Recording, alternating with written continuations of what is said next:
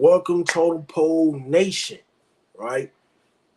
College basketball. I want to say congratulations to the Auburn Tigers for winning the 2024 SEC championship as they beat Florida and they punched their ticket on the way to March Madness. Now, this is the recruiting trail. This is very, very early in the season. Obviously, the season's not over just yet. We are starting March Madness with March Madness selection starting tonight. Like I said, like, comment, and subscribe for Totem Pole Nation, obviously. Don't forget to like, comment, and subscribe. More recruiting trails will be on the recruiting trail list. If you need your merch like this hat, you go to totempolemerch.com. And if you need any of the follows on social media, like I said, they're scrolling down the ticker. But without further ado, let's get into this episode.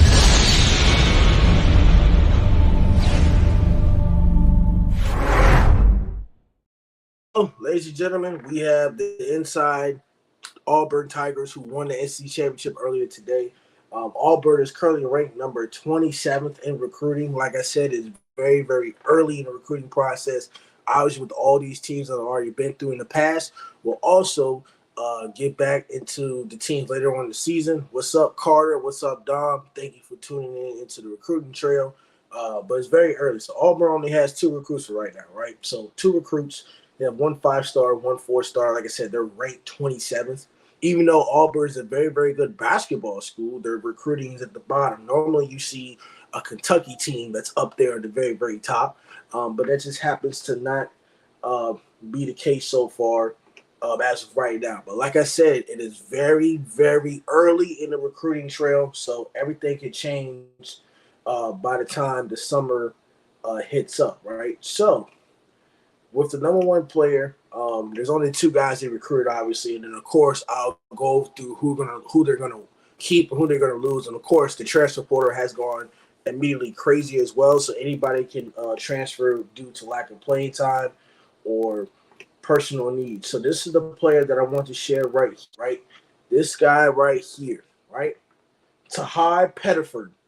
Tahai Pettiford is a 6'1" point guard, 170. He is out of Hudson Catholic in Jersey City, New Jersey, right? He has number 1 position, number 3 player in the state, number 23 nationally.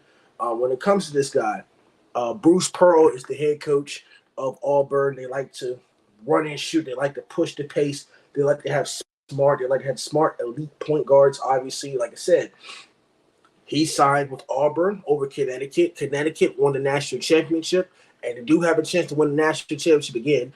Kansas, Kentucky, and LSU.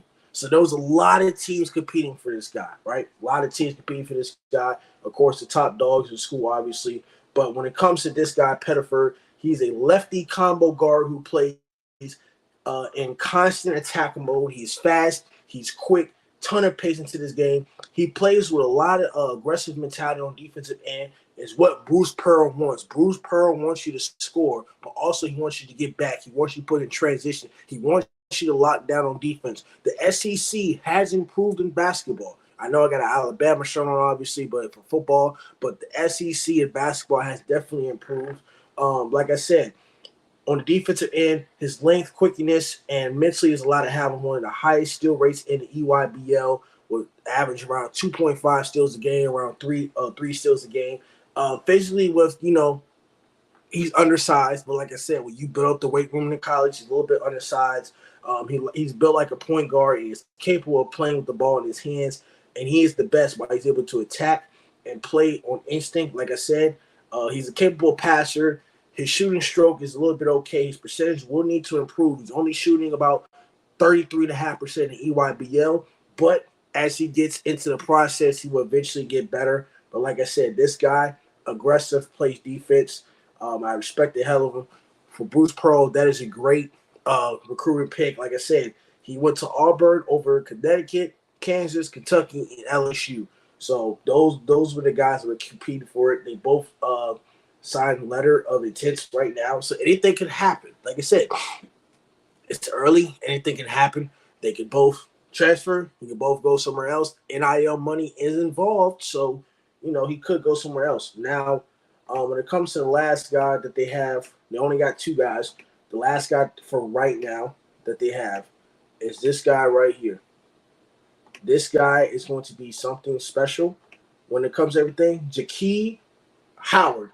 Jaquie Howard is an overtime elite guy, right?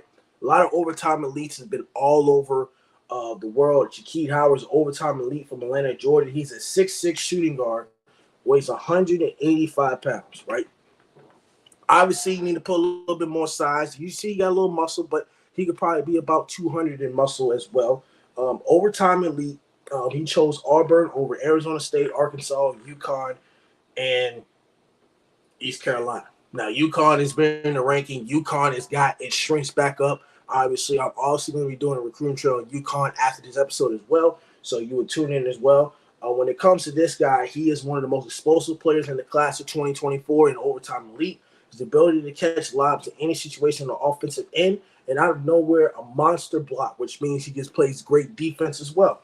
There also have been times over the course of his career where he's lacked some maturity and let the emotions get the best of him. Like I said, he's kind of like me, a very strong, emotional player. He wants to win, but also when you get into the SEC, Bruce Pearl is going to check him. Bruce Pearl is one of those guys that should respect in the SEC. Bruce Pearl is also a very emotional coach. He wants to win. I might say that's a problem, but we got to check those emotions. He's into the senior season. He's headed to the right direction. He's productive in the Nike's EYBL league, making most of his touches.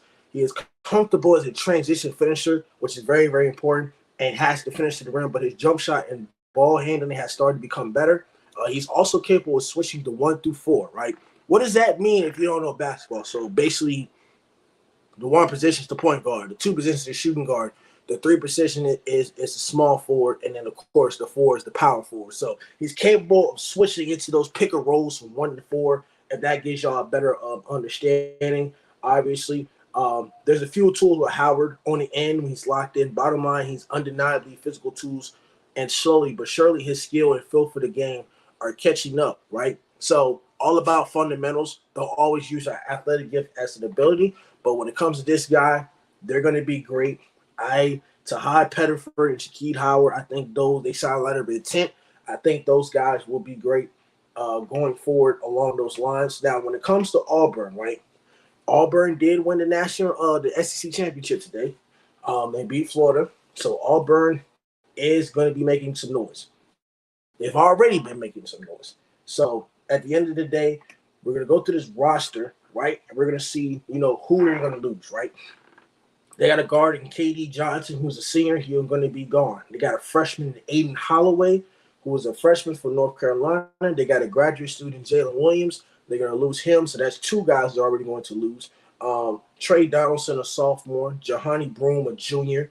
Chris Moore, a senior. There you go. Most of this Auburn team right now going to the tournament is led with most experience with seniors and juniors. Chad Baker Mazza is a junior. Denver Jones is a junior. CJ Williams is a sophomore. Presley Patterson is a sophomore as well. Carter Sobria is a senior. He will be gone.